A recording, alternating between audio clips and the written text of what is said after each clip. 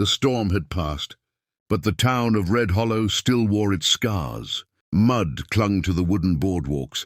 Rainwater dripped from tin roofs, and the wind carried the faint scent of wet earth and regret. At the far end of Main Street, near the livery stable where horses shifted restlessly in their stalls, a girl sat curled behind a stack of empty feed crates. Her dress, if it could still be called that, hung in damp tatters around her thin frame. Dirt streaked her arms and face. Her hair, once perhaps golden or brown or something bright, now lay matted and tangled, clinging to her cheeks like a curtain meant to hide her from the world. When the ranch hands passed by, they pretended not to see her.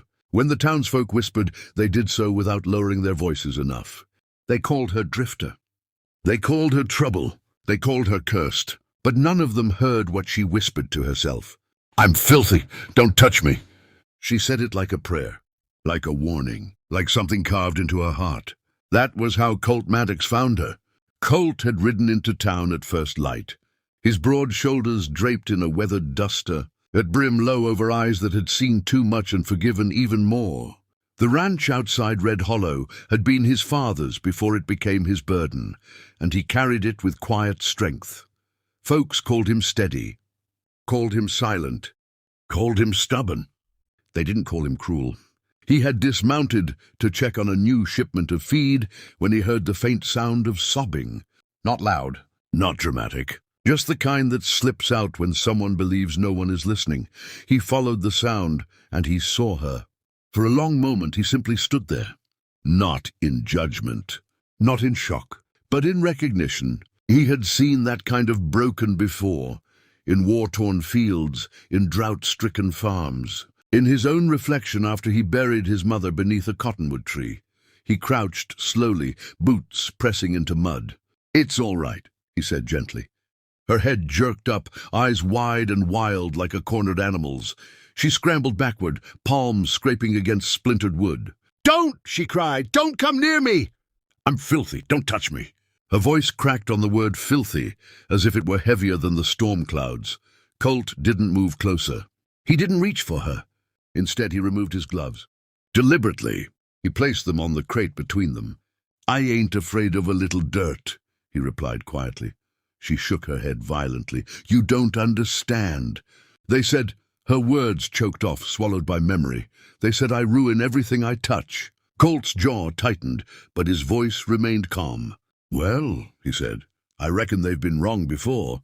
The wind shifted, carrying a lock of her tangled hair across her face. Without thinking, she tried to push it back, but her hands trembled too much.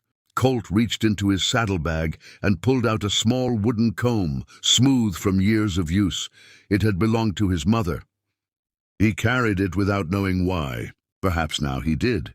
"I ain't here to hurt you," he said softly. "Just gonna sit right here. If you decide you want help, I'll be ready." Minutes passed. The town bustled beyond them, indifferent. Finally, exhaustion overpowered fear. Her shoulders sagged. She didn't nod. She didn't speak, but she didn't run. Colt moved closer by inches, slow enough that she could stop him at any moment. He sat beside her, leaving space between them. He lifted the comb. Her breath hitched. "I'm filthy," she whispered again. But this time it sounded less like a warning and more like a question. Colt gently brushed a strand of hair away from her face. And what he saw beneath the dirt wasn't filth. It was bruised skin healing. It was freckles barely visible. It was eyes, deep gray blue, trembling but alive. It was beauty. Not the polished kind found in saloons or fancy dresses, the kind that survives storms. He worked slowly, carefully untangling the knots in her hair. Each stroke was patient, each pause respectful. She flinched at first. Then she stilled. No one had touched her without force in a long time. No one had touched her without expectation. The comb moved through mud and memory alike. Tears slid silently down her cheeks, not from pain, but from something unfamiliar. Gentleness. "Got a name?" Colt asked quietly. She hesitated. "Lena," she said at last. "Well, Lena," he replied, "you're coming home with me. Got a spare room, got hot water. Got stew that ain't half bad." She blinked at him. "Why?" He considered the question carefully. Because no one should believe they're dirt, he said simply. That was the moment the first crack appeared in the wall around her heart. Colt stood and offered his hand, not grabbing, not insisting, just offering. It took her 3 tries before her shaking fingers slipped into his. The contact was brief, fragile, but it was real. As he helped her to her feet, she swayed. He steadied her without holding too tight. The townspeople stared as he led her toward his horse. Let them stare. Colt lifted her into the saddle, then mounted behind her, careful not to crowd her space. As they rode out of Red Hollow, Lena whispered, barely audible over the wind, "Why aren't you ashamed of me?" Colt looked at the horizon. "Because," he said, "there ain't nothing about you that's shameful." And for the first time in a long while, Lena didn't argue. Before we continue to Chapter 2, take a moment. If this story has touched your heart even a little, if you believe in second chances and quiet heroes, subscribe to the channel. Stories like Lena's deserve to be heard, and your support keeps them alive. Chapter 2. The Maddox Ranch sat beneath an endless Texas sky, wrapped in fields of tall grass that swayed like whispers. The house was modest, white paint peeling, porch wide and welcoming. It wasn't grand, but it was safe. Lena stood at the doorway uncertainly as Colt pushed it open. "You can turn back," she said quickly, panic rising. "Once they see me—" "Ain't nobody here but me," Colt interrupted gently, "and I already seen you." He led her inside. The scent of cedar and simmering broth filled the air. Colt fetched a basin of warm water and set it on the kitchen table. Lena stared at it like it might disappear. "I'll step outside," he said. "You take your time." He left without another word. No watching, no hovering, just trust. Lena dipped her hands into the water. Brown clouds swirled as dirt lifted from her skin.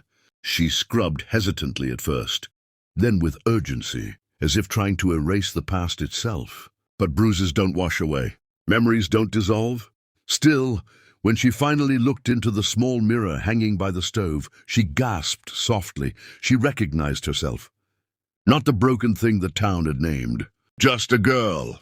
When Colt returned, he carried folded clothes, simple cotton, clean and soft. He paused when he saw her standing straighter. "There she is," he murmured. Lena swallowed hard. "Why are you doing this?" Colt leaned against the doorway. "Because someone once did it for me." He told her then about losing everything in a cattle raid years ago, about nearly becoming as bitter as the men who'd taken from him, about an old preacher who gave him shelter without asking questions. "Sometimes," Colt said, "the only thing that keeps a soul alive is someone refusing to give up on it." Days turned into weeks. Lena began helping with small chores, feeding chickens, mending torn sacks.